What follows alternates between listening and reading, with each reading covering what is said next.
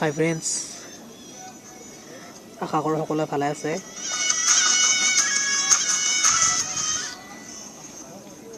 মই আজি আপোনালোকলৈকে এক বিশেষ টিপছ লৈ আহিছোঁ, যাৰ সহায়ত আপুনি আপোনাৰ মোবাইল নাম্বাৰ বেংকৰ একাউণ্টৰ সৈতে ৰেজিষ্ট্ৰেশ্যন কৰিব পাৰিব, বেংকলৈ নোযোৱাকৈ। তো কিদৰে কৰিব পাৰি জানিবলৈ ভিডিঅ'টো আপোনালোকে শেষলৈকে চাওক। আৰু যদি ভিডিঅ'টো চাই আপোনালোকে ভাল পায় তেনেহ'লে লাইক কৰিব, কমেণ্ট কৰিব, শ্বেয়াৰ কৰিব, লগতে ছাবস্ক্ৰাইব কৰিবলৈ নাপাহৰিব। ছাবস্ক্ৰাইব কৰাৰ পিছত ওচৰত থকা বেল আইকন বটনটি দবাবলৈ একেবাৰে নাপাহৰিব, যাতে মই আপলোড কৰা ভিডিঅ'বোৰ আপোনালোকে পোনপ্ৰথমে পায়।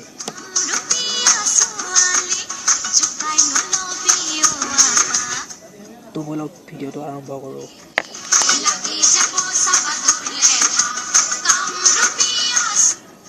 পোনপ্ৰথমে আপুনি আপোনাৰ ওচৰত থকা ষ্টেট বেংকৰ এটিএমলৈ যাওক। যদি আপোনাৰ ষ্টেট বেংকৰ এটিএমলৈ যাওক, বা আপোনাৰ অন্য বেংকৰ এটিএমলৈ যাওক। তাত গৈ আপুনি আপোনাৰ এটিএম কাৰ্ডখন এটিএমটোত চুৱাইপ কৰক। এটিএমখন চুৱাইপ কৰাৰ পিছত আপোনাৰ এটিএমত এনেদৰে এটা ইণ্টাৰফেচ ওলাব, য'ত দেখিবলৈ পোৱা গৈছে বহুকেইটা option: banking, balance enquiry, transfer, pin generation, services, mini statement, registration আৰু কুইক কেছ। যিহেতু আপুনি মোবাইল নাম্বাৰ ৰেজিষ্ট্ৰেশ্যন কৰিব খুজিছে, গতিকে ইয়াত যিটো অপশ্যন দেখা গৈছে ৰেজিষ্ট্ৰেশ্যনত ক্লিক কৰি দিয়ক।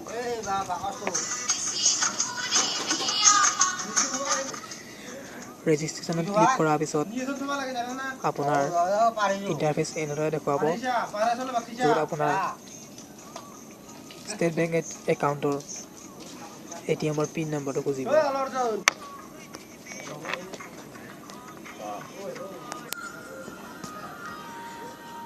আপোনাৰ পিন নম্বৰটো মৰাৰ পিছত আপোনালোকৰ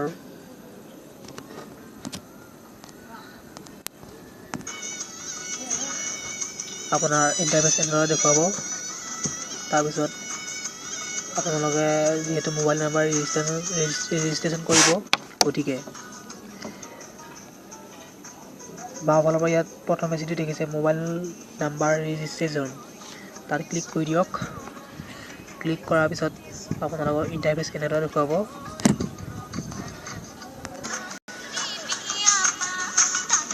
ইয়াত দেখুৱাই যে নিউ ৰেজিষ্ট্ৰেশ্যন আৰু চেঞ্জ মোবাইল নাম্বাৰ।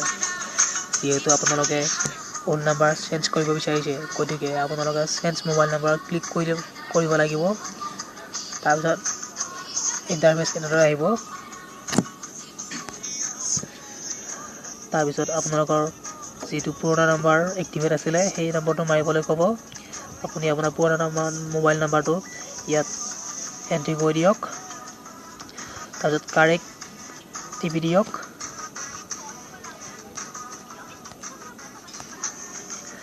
তাৰপিছত আকৌ আপোনাৰ অ'ল্ড নাম্বাৰটো ৰিএণ্টাৰ কৰি দিয়ক কনফাৰ্মৰ বাবে। তাৰপিছত আকৌ কাৰেক্ট টিপি দিয়ক।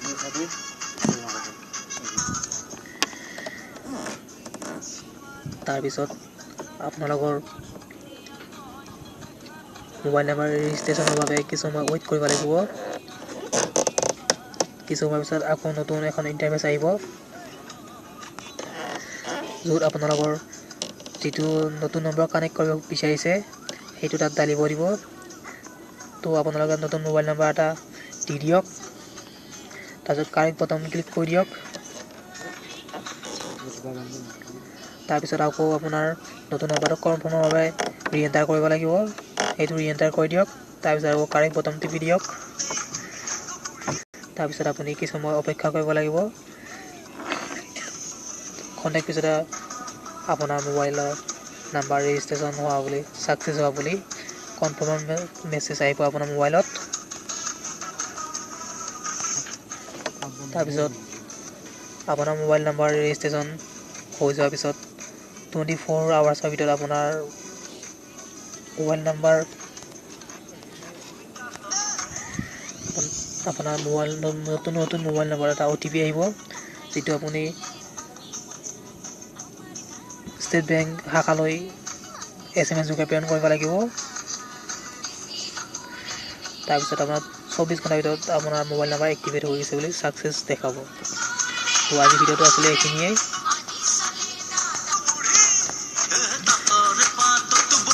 Thank you for watching.